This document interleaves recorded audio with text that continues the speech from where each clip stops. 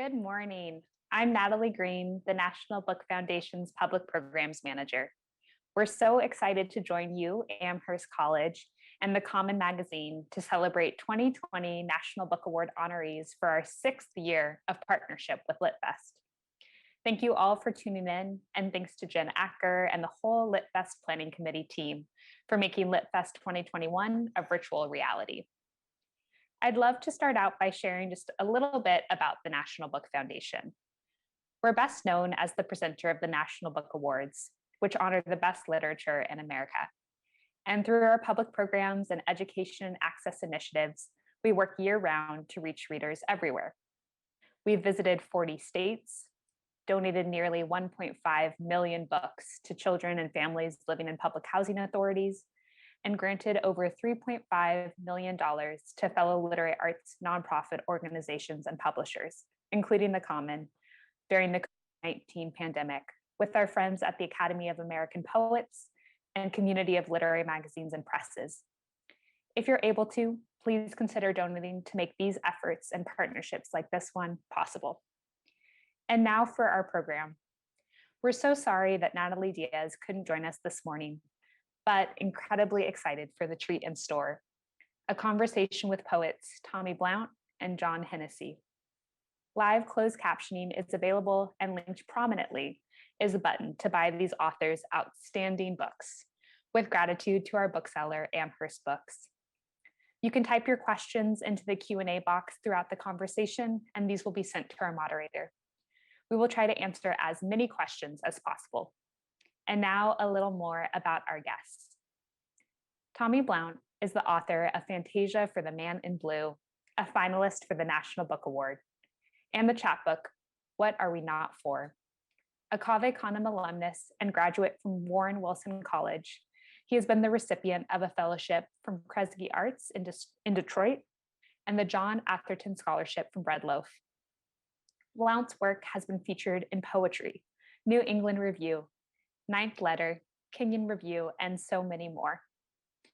Born and raised in Detroit, Blount now lives in the nearby suburb of Novi, Michigan. And John Hennessy is the author of 2 poetry collections, Bridge and Tunnel and Coney Island Pilgrims, and his poems appear in The Believer, Best American Poetry, Harvard Review, The New Republic, Poetry, and elsewhere. He is the co-translator with Ostap Kin of A New Orthography, selected poems by Zerhi Zadan, longlisted for the PEN Award for Poetry and Translation, and winner of the John Frederick Nims Memorial Prize for Translation from Poetry Magazine. A former Amy Clampitt Resident Fellow, Hennessy is the poetry editor of The Common and director of undergraduate creative writing at the University of Massachusetts Amherst. And now I'll let them take it away. Enjoy the program. Thank you for joining us for the 6th annual LitFest, and welcome to all new attendees who are able to join in this year's virtual format. The festival is sponsored by the Center for Humanistic Inquiry at Amherst College, the Common Magazine, and the Emily Dickinson Museum. Also of note, this year, Amherst Bicentennial offers all members of the community ways to learn, engage, and celebrate this unique milestone, all available on the Bicentennial website. For book lovers, there are 3 beautifully written bicentennial books, as well as the Solidarity Book Project, a community-based expression of art and activism through books that you can participate in. Just visit the Amherst website, click on the Bicentennial button in the upper right-hand corner of the homepage for more information. This event will be recorded, and it will be available for viewing on the Amherst website within a few days. To participate and ask questions, you can type your question into the Q&A box located on your screen. Your question will go to a moderator and will be added to the list for the event. We'll try to answer as many questions as possible. To attend other LitFest events, please visit the Amherst webpage and look for LitFest. Most importantly, you can buy books by visiting the LitFest website, or you can simply click the link at the bottom of the page you're viewing. And I hope you will get Tommye's books. Tommye's going to read, and welcome, Tommye. It's good to meet you, even virtually. Yes, so nice to meet you. I've been waiting for this. And I'm sorry to make people wait a little bit longer to hear his beautiful poems, but I want to say something about his new book. Through a variety of voices and often foregrounding desires proximity to danger, Tommye Blount's Fantasia for the Man in Blue is one of the most accomplished collections you are likely to read this or any year. The fact that it is Blount's first full-length book is astonishing, but it has come at a crucial time in this country's violent history. The title poem is actually a series of poems arranged throughout the book, a quartet of fantasias, improvisations composed of different forms and styles, investigating the police violence always threatening and often perpetrated upon the bodies of Black people. Blount unflinchingly shows the various psychological effects of this violence, and he surprises us with empathy as a potential response. One version of The Man in Blue references the Man in blue films, the adult film industry. Quote, "It's wrong to say this, you know, but the officer is so hot. You want to kiss him and run your fingers through his blonde hair." Elsewhere, Blount imagines the unassuaged hungers of the mostly closeted Luther Vandross, stirring his readers' compassion for the late singer, songwriter, and producer. Blount also evokes the power of female impersonators. Dear Latrice Royale is both epistle and elegy. Blount's meditation on the singer's moving performance, quote, "a spotlight that doesn't emanate from a bulb on a police cruiser." But the poem, "The Lady Chablis as Herself," must be a monologue because, quote, "only I have the pipes to speak for the lady." There's a chilling portrait in a sonnet of Aaron McKinney cleaning his gun, the weapon he has just used to bludgeon Matthew Shepard. Again, we see this proximity of violence, and in this case, an image that might be misconstrued as tenderness, as McKinney, quote, swipes a stain from Shepard's face, quote, as if he's wiping a man's tear away. Two poems later, Blount places A Portrait of My Father, which consists of text from James Blount's autopsy report. There are love poems in this collection too, but as you'd expect, even these are complicated, challenging. The long sequence, "My God, Lick Him Clean," is an ekphrastic poem in response to Peter Williams's Portrait of Christopher D. Fisher, Fourth Reich skinhead. Ranging from the painting to the Rodney King Rising to the speaker's own relationship with a white lover, we are urged to, quote, "call this an epithalamium, an old story about balls and chains." Nothing in this collection is simple or single focused. Each of these poems is complex, layered, often rich in allusion to works in a variety of art forms, and always deeply imagined and beautifully wrought. And it's our pleasure to hear some of them now. Please welcome Tommye Blount. John, thank you for that. That's one of the best introductions I've had. So thank you. Thank you. Thanks. Sorry, I don't mean to cry. I get emotional sometimes. I love it.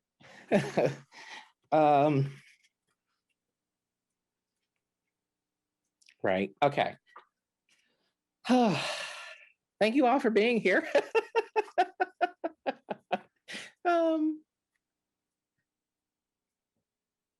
Yeah, I guess I'll start with, I'll just read My God, Lick Him Clean.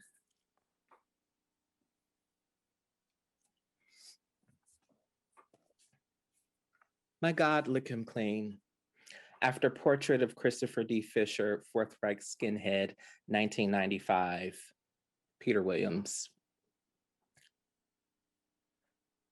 Who is this? You asked yourself, then swiped right across the white boy's face, and the rest was history.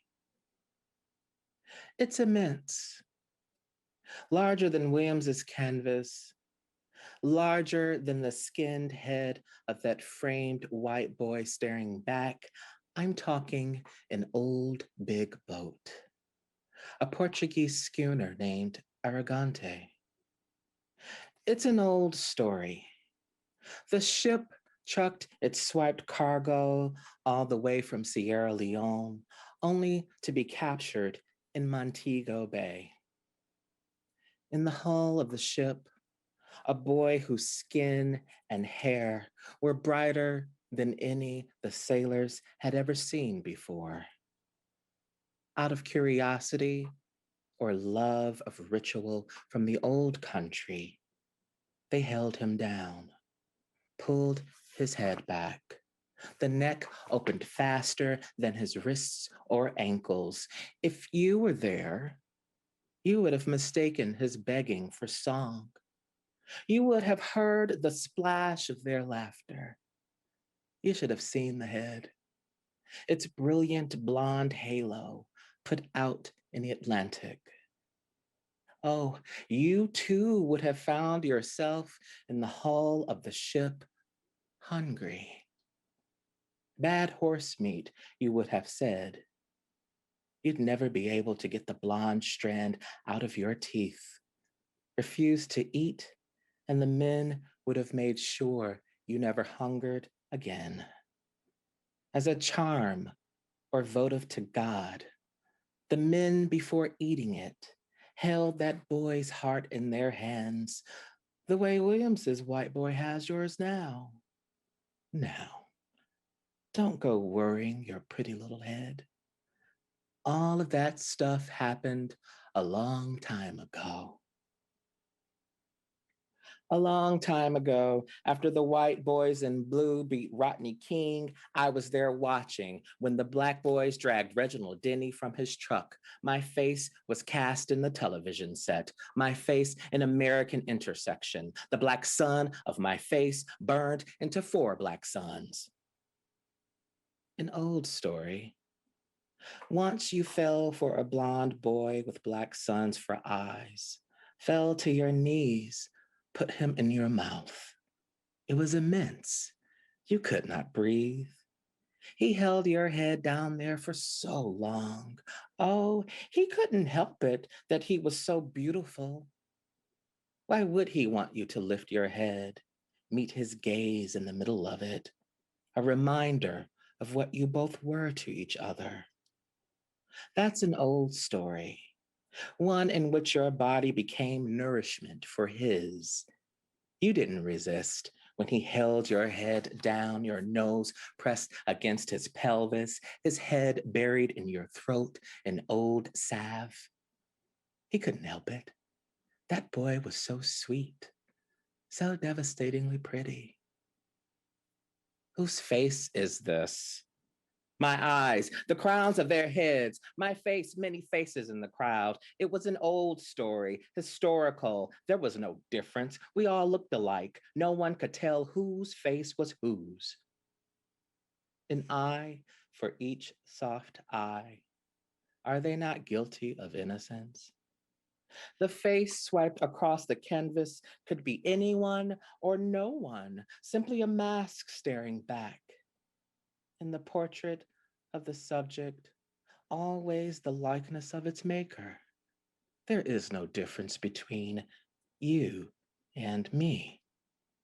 It's your painted face, a blackened face that can't stop smiling. You're the skinned head, the one the white boy held between his legs until you lost your black mind, until you choked on all of that whiteness, blonde hair caught in your teeth.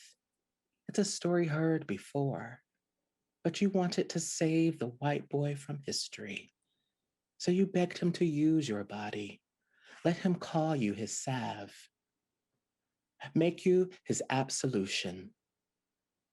When he tells you he's sorry, how could you not fall to your knees? My God, lick him clean. When we dragged that white boy to his knees, we dragged all white boys who have trucked their way through history. We dragged him as if we meant to save him from his whiteness. We wanted to skin the skin right off of him. Who is this? You ask the face, because you can't see the race. It could be anyone staring back, the tendons woven back over, then across themselves, like history's ashen fibers. No, not across, just underneath the surface, always there, ordering each chord to raise or fall, like when a Black man opens his mouth wide enough to accommodate a white boy. Of course, the way you did. The history around your lips tensed, then slackened like rope or a noose or a tied knot. You wanted to marry your body with his until there was no difference between you and me.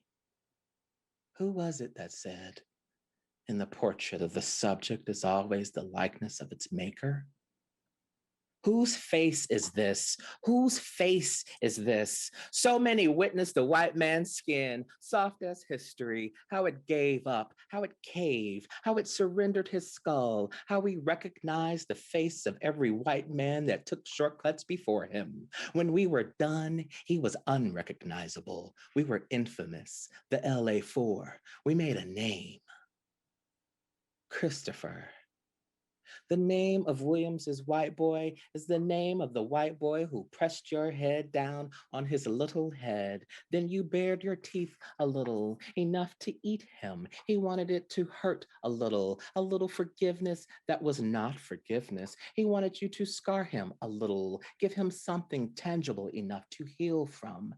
It's an old story. You gave him what he wanted. You did not heal your big Black mouth. You were always hungry. He made sure you were never hungry again. He flooded your mouth and see, you did not drown. Your throat clear enough to sing, oh, my white longing, oh, my long pig. You were not the past. You were past racial. So you sucked his long pig to divorce him of his kin, to force all of him in your mouth, his blonde head thrown back as if he might laugh, his face swiped in shadow, his eyes shut to history's cuckold.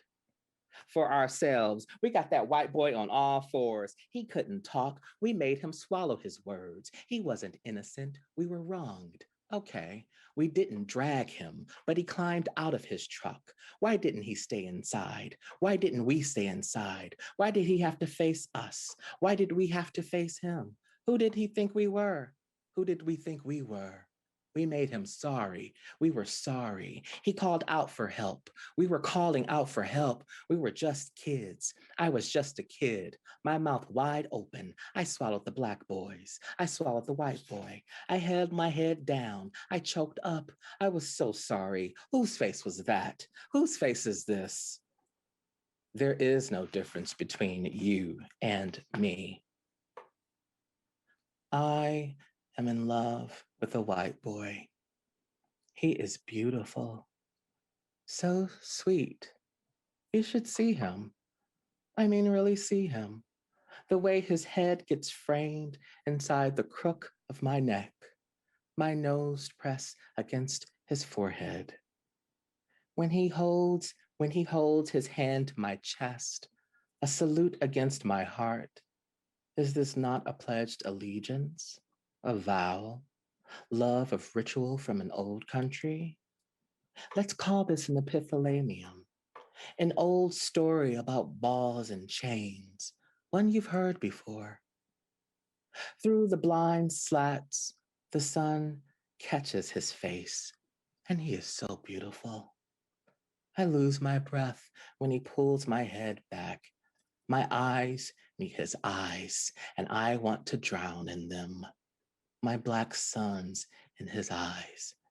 I give him my heart. I've lost my head. It's an old story. Whose face is this? Whose body falls now from my mouth? History, arrogante, big boat, cargo, swiped right. I can't speak. Whose tongue is in my mouth? Yeah, I think I'll stop there. Unless you want me to read more, but I'll stop there. That was fantastic. That was beautiful. And I'm not going to say no to hearing more. Okay. Okay, I'll read. Please. Okay. Please. And I'm sure that I speak for everyone in this. But let us pause a minute to appreciate that. I love the voices. Yeah, I'll talk about that. Yeah. Yeah, I did the thing where I forget to click my little timer. So forgive me. Don't worry. Forgive me, please. You have plenty of time. It's a cardinal sin.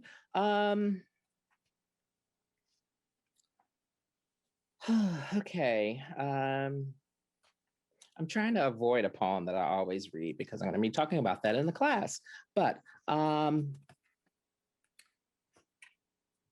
read The Hunger of Luther Vandross, that you all at the Common were so generous enough to post. He's both one of the men in blue of the book, and he's also one of the fathers in the book. Yeah, I'll leave it at that until later. Okay. The Hunger of Luther Vandross. Honey, what would a thinner man know of hunger?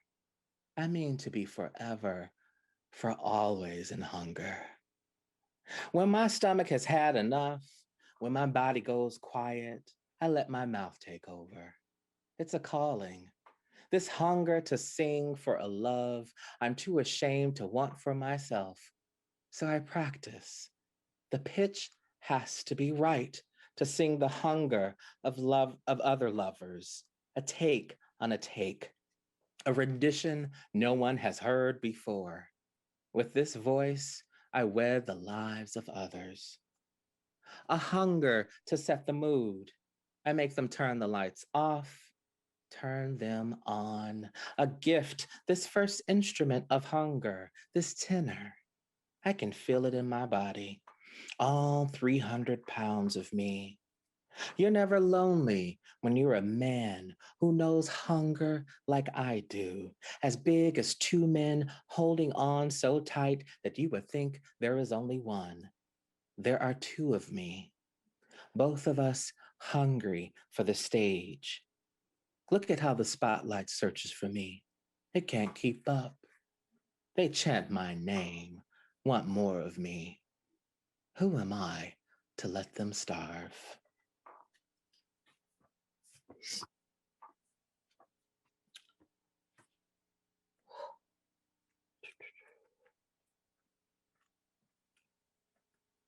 So I'm weird with poems. So one of I'm gonna read Blood Harmony, and it's kind of weird. Yeah, it's weird. The poem came before the poem came before the inspiration of the Renee Fassbinder adaptation of Jean Genet's novel Querelle of Breast, and Fassbinder's movie is just called Querelle. And there's a particular scene in the movie in which Querelle is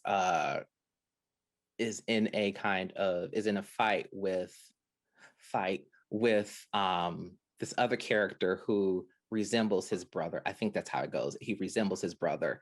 And so there's like this vacillation in that scene between lovers and brothers and lovers and brothers, and just the choreography of that scene. And so I stole from the choreography of that scene. I love the choreography of that scene, and I brought that kind of structure to the poem that I had already been pondering this question about the line between of brothers between like lovers, but I mean it in like a yeah, as lovers. I'm not even going to qualify that. Yeah, as lovers and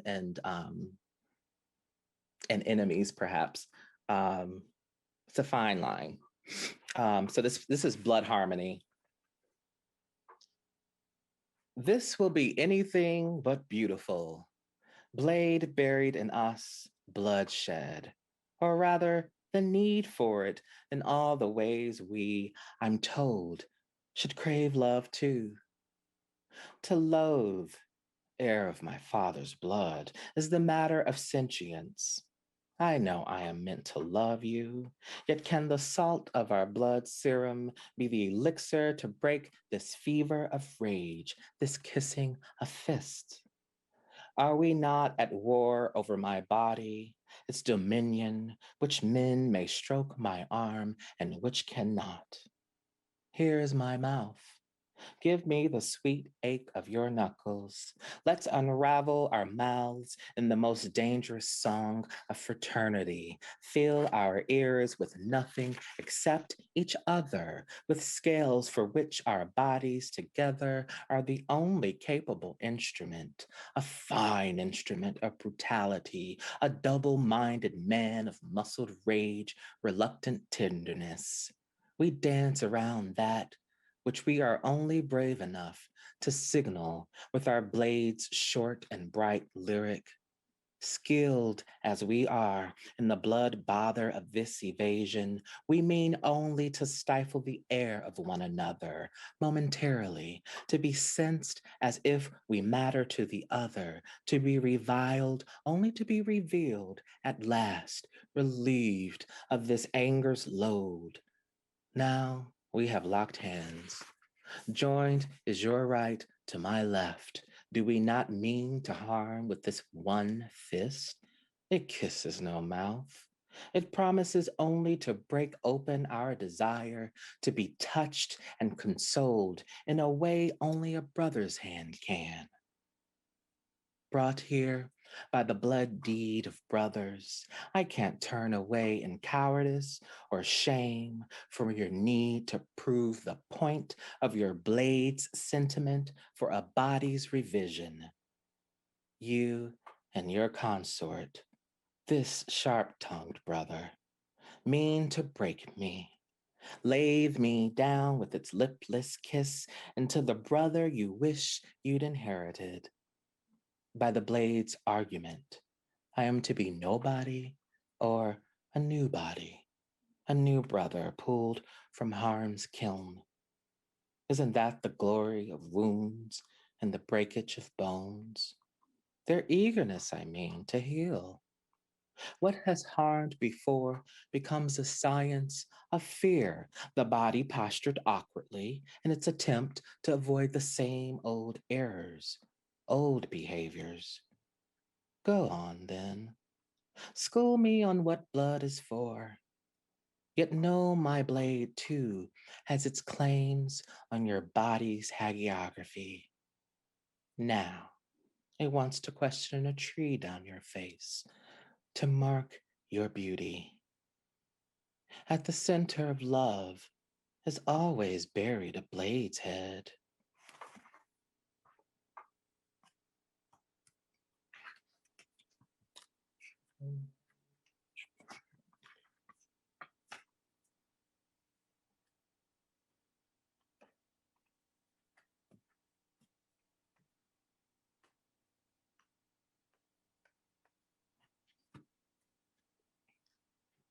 Since John mentioned it, I'll read The Lady Chablis plays her as her the Lady Chablis as herself. It's a poem I never read.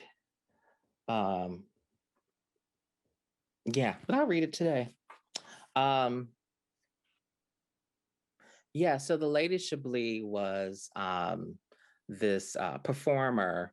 I think she referred to herself as a drag performer. Um but she was also a trans woman. And she also was involved in this story that made it into the novel Midnight in the Garden of Good and Evil. And she went on to play herself in the film adaptation of the novel, directed by Clint Eastwood when he was less creepy. Wait, was that Clint Eastwood? Yeah, it was Clint Eastwood, I think. Kevin Spacey's in there. I get it confused because Kevin Spacey is in there, so that's kind of weird too. But I still love that movie, and it's because of the Lady Chablis. Yeah, so one of the reasons why I wanted this poem in the book, because I wanted to honor her, but also it's playing into this other thread in the book of the figures in the book sort of wrestling with the narratives around their themselves and their bodies and who they are, and like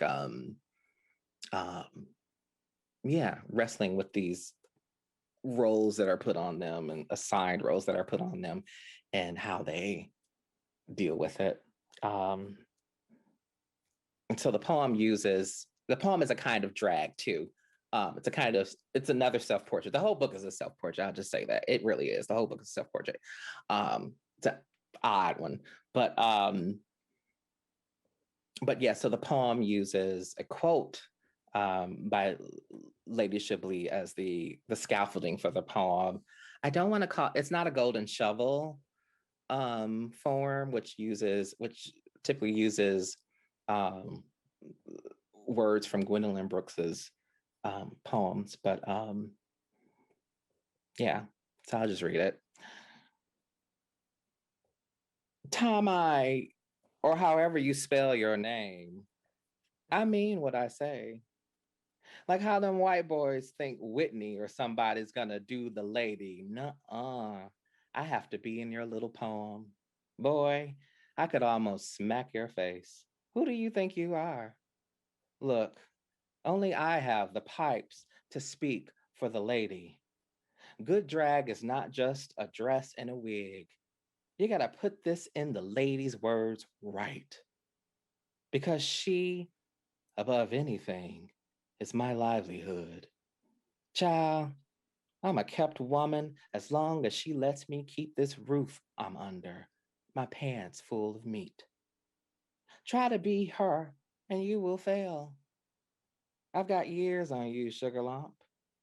You can just go pull something. You can't just go pull something out of a closet. Only I can make good from all her ugly.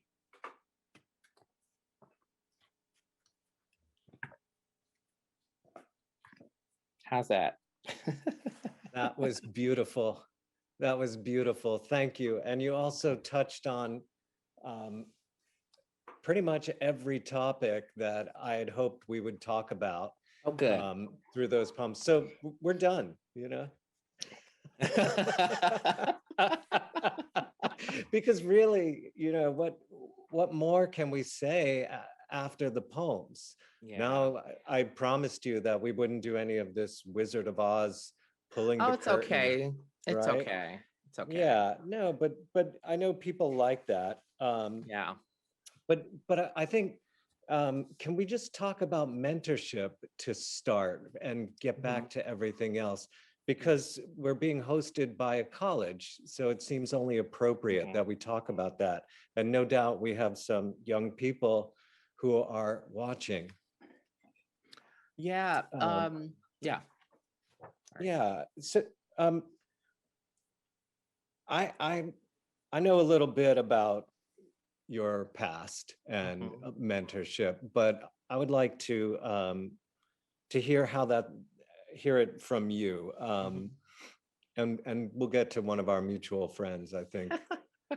Yeah. Yeah, probably immediately, because it all starts with that person.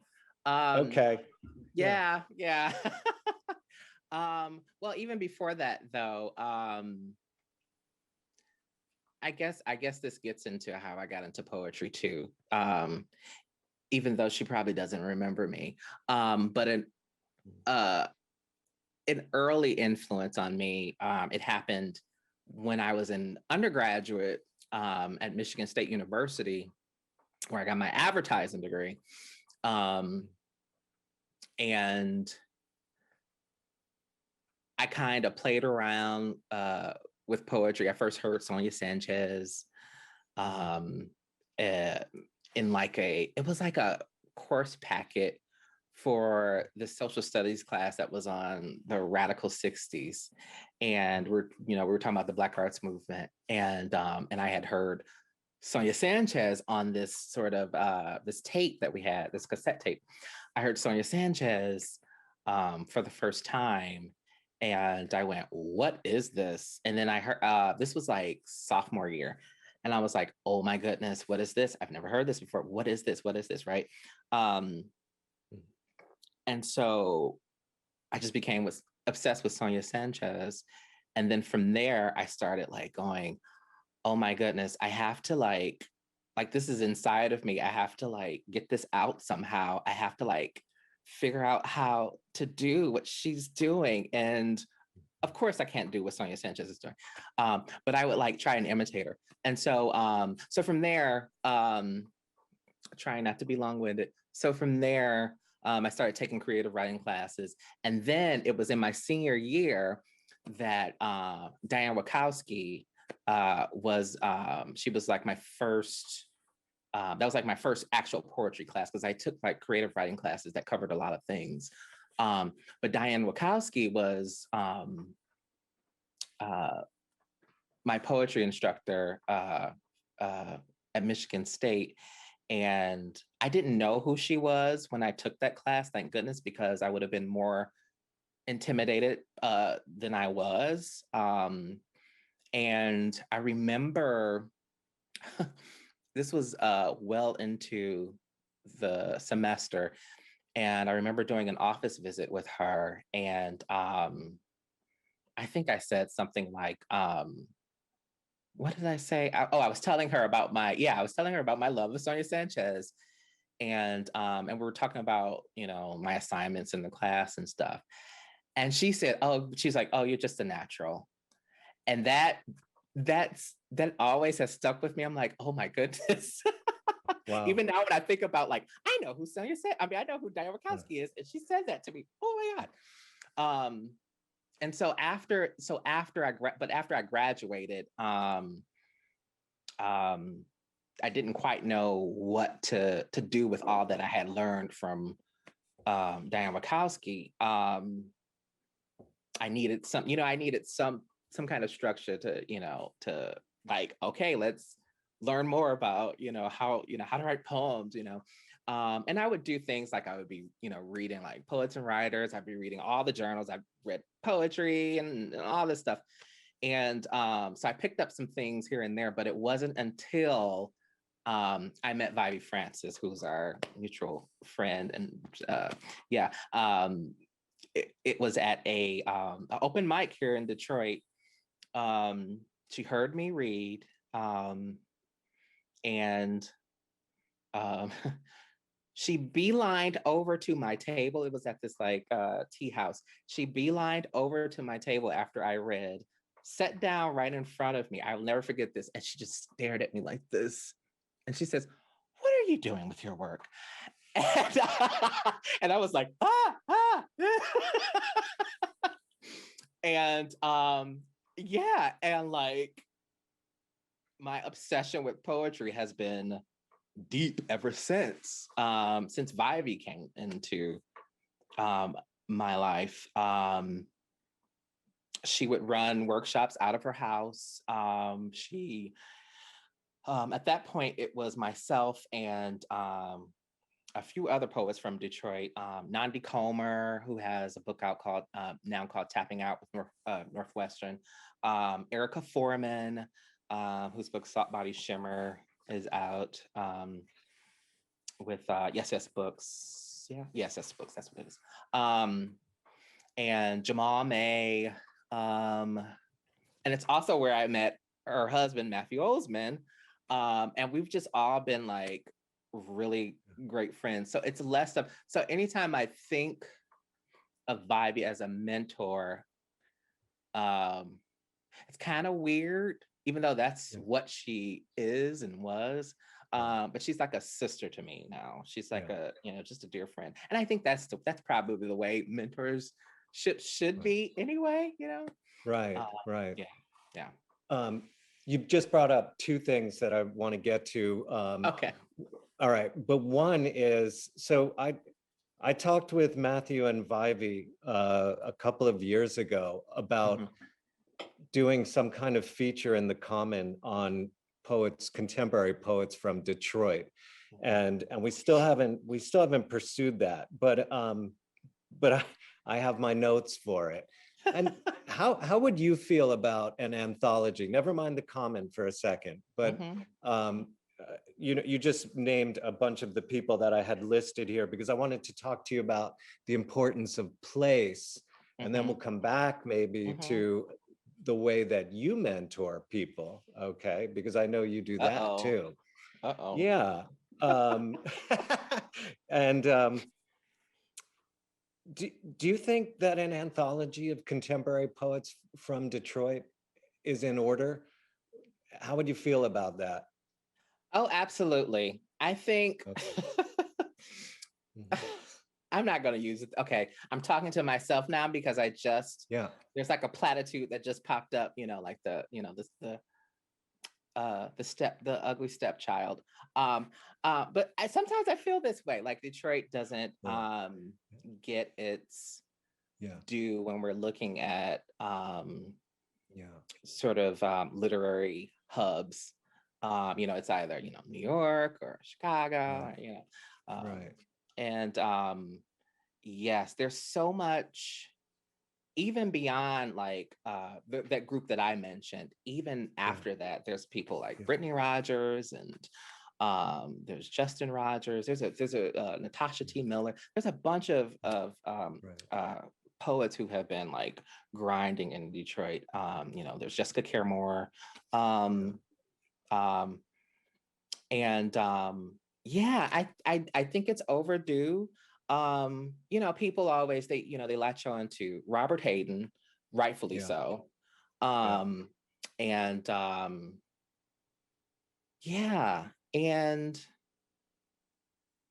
I think it's time. There's people like Marlon M. Jenkins. It's just popping out of my head. Although she was outside of Detroit, Wendy S. Walters, whose book Troy, named after a suburb of Detroit, Michigan, and it's about that area. It's just the landscape in Detroit is so rich. Because it is so like physically, it's so expansive. It's so large, right? And in that largeness is this sort of maker mentality. Even in poetry, this sort of this maker mentality of individuals who are taking in their own worlds and like bringing it into an art form. So you get like a crazy array of voices in Detroit. So like I sound nothing like Nandi Comer, or Erica Foreman sounds nothing like, none of us sound anything like Vivey Francis. It's just it's because of that largeness. That's untapped, I think. Yeah. Okay. All right. Well, that gives it some urgency. And you're definitely somebody I'm going to talk to about that. I also you said Robert Hayden, and then between Hayden and your generation, there's also Lawrence Joseph, who has moved subsequently to New York and certainly writes about New York, but his roots are in Detroit, and especially his first book is very Detroit centric. Okay.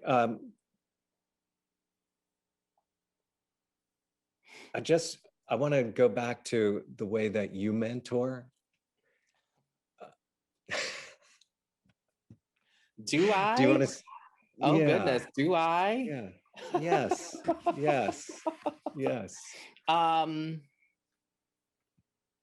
if I am, I don't see it that way. When I say I am a very isolated poet, I really mean that. Mhm. Uh, and the notion of mentoring is a very serious thing for me. Mhm. Which is why I kind of avoid it a little bit. Maybe I am influencing people and I don't know it. I don't know. Okay. I always think I'm in a vacuum. But like I look at, the relationship I have with people who have mentored me, like, Cedel Young and Gabrielle Right. Capocaresi and Martha Rhodes and Ava and Right. Jordan. Right. And just the preciousness and seriousness of it. I'm always reluctant to do that because I'm always afraid. It's why I don't have kids. I'm always afraid that I'm going to ruin them somehow, and that's something I Right. need to work on. It's something I need to work on. Definitely, yes, yes.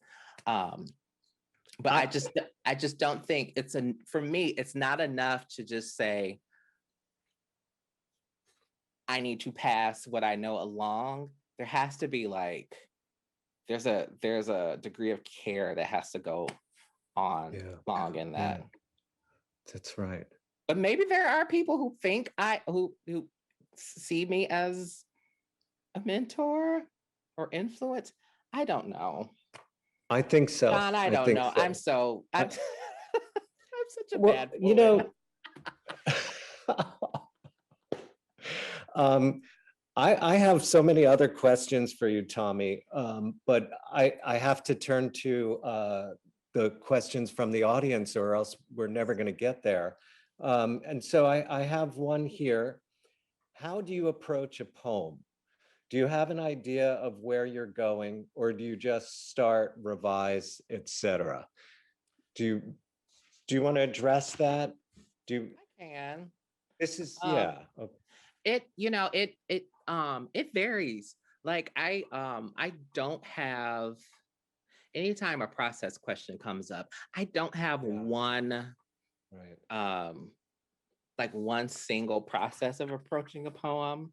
Um, I've had poems like My God, Lick Him Clean that came relatively fast for me, like in a matter of like a couple of months. Wow. Um, when um, I had that painting in my head for years. I had seen it so many times, and I had I had a connection with that painting for so long. But perhaps, yeah, perhaps I was maybe maybe I was responding to it in my head for all Mhm. those years prior when I was looking at the painting, so that when the opportunity to write the poem, which was it was a part of it was commissioned by Detroit Institute of Arts um, as a part of this program where they invited poets to come in and write to different paintings. So when that opportunity or that pressure came, it just came out. That's good. Um, yeah, and but then there are poems that like have been around forever, like Of a Wicked Boy. That's the oldest poem in the book. I actually started writing that with Ivy. It was a different Wow. version. It was yeah, so different. Yeah. Um, and that one had just followed me all these years and showed itself.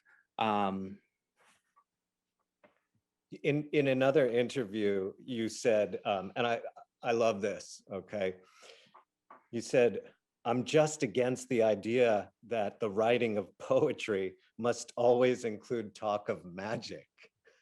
yeah, In yeah, response to the question, where do poems come from, right? yeah. I Mm-hmm. I want to draw attention to what Tommye just said, people, that he said a poem that came relatively quickly took only a few months, right? That's quick. Yeah, yeah. That's quick. It takes a long time, and you put it away, you bring it back out. Don't rush it, right?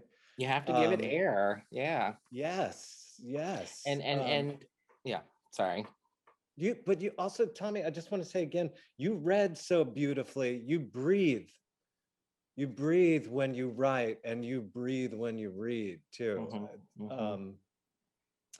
Sorry, it's one of my obsessions. But okay, there are more questions. Okay. Here's a good one. When you write a poem, do the characters have distinctive voices in your head, similar to how you vocalize them today? So, I'll try and be short with. I've been long-winded all day. Okay. No. I cheat. I I think I call these there are many persona poems in the book, but I always see them as fake persona poems because for me, yes, the persona is a mask, but it's a poorly made mask. Like you can see me through it. You can see me through the cracks of it.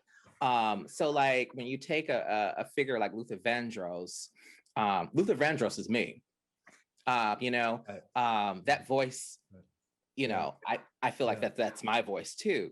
And that's the way that I approach interacting with these figures is as if they are reflections of me, right? Because like I said, the book is truly a underneath it all, it's a self-portrait. It's a kind of fractured self-portrait, mosaic self-portrait, where the speaker is both interacting with these figures, but also trying on their clothes a bit, using them as avatars, trying them on, and trying to see how that self is, or what that self can say, what can be explored by piggybacking on that other person that's just so close to me, just there, Right. Yeah.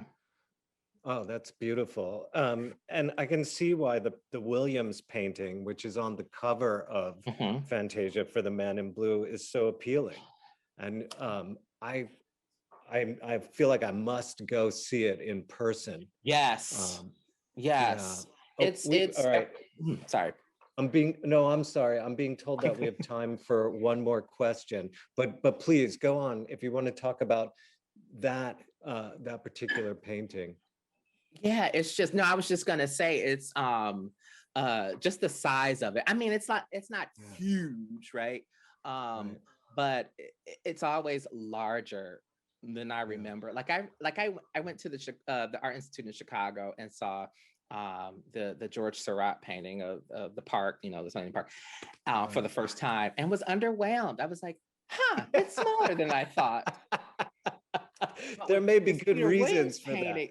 Yeah, but with this Peter Williams painting, it's always like my memory plays tricks on me. It's always larger than I remember, and always and it's always in a different space than I remember it being too. I swear. I swear it moves. Tommye, this may be the last question. I don't know. We can slow time down, I think, but this one's really nice. I don't know how you could possibly answer, but okay. How do you allow for such vulnerability on the page? I don't think that's something you can. I don't think that's something you can set out to do. Right. I think that depends on. I think that depends on like other choices you're making in a poem. For me, I guess I can answer it this way. For me, in my own practice, a poem isn't worth something unless I am risking something, or there's some kind of risk in the poem. And I guess for me, what becomes, what reads as vulnerability in my work is me sort of searching for risk. Like the idea of like, either personal risk or like creative risk in the poem. I mean it in all of those Yeah. ways. So like, you know, taking my father's autopsy report Wow. and Incredible. Yeah. which has been haunting me for years. It's like, and like Or putting it in a, Icarus doing the dishes. yeah, Okay. yeah. Beautiful, beautiful poem. Oh, Thanks. Thank you, John. Yeah. So, um, yeah, like, and I don't want to make it sound like it's just me doing risk for the sake of risk. It's that I no. actually want to I'm actually wanting to question something. Like I'm actually trying, like these are actually things I'm trying to figure out in my life. And yeah. Why else would you write a poem? Yeah. Absolutely. Also, Yeah. I want to say something else about that, though, that you maybe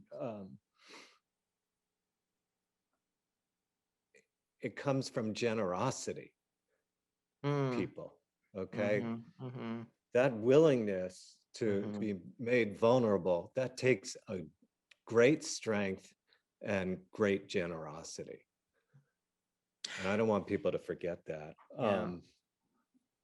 So Thanks, John. yeah.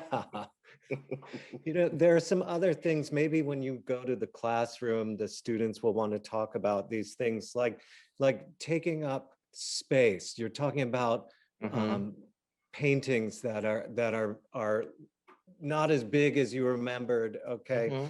And you also have talked elsewhere about writing a long book. This is a big book, okay? So I don't know, maybe people will want to hear about that. I want to say thank you for doing it. Oh, thank you, Thank you John. for Thank you for so much, John.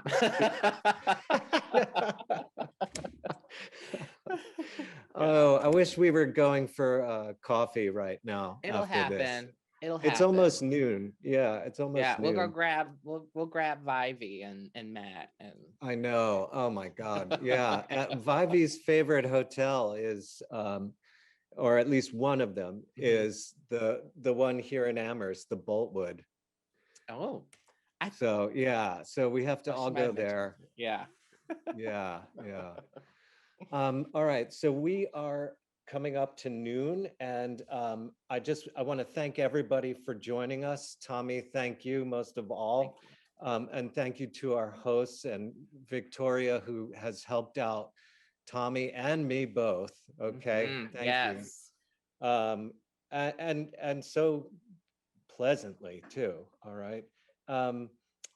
And we hope to see you, those of you in the audience, we hope to see you at other LitFest events. Thank you.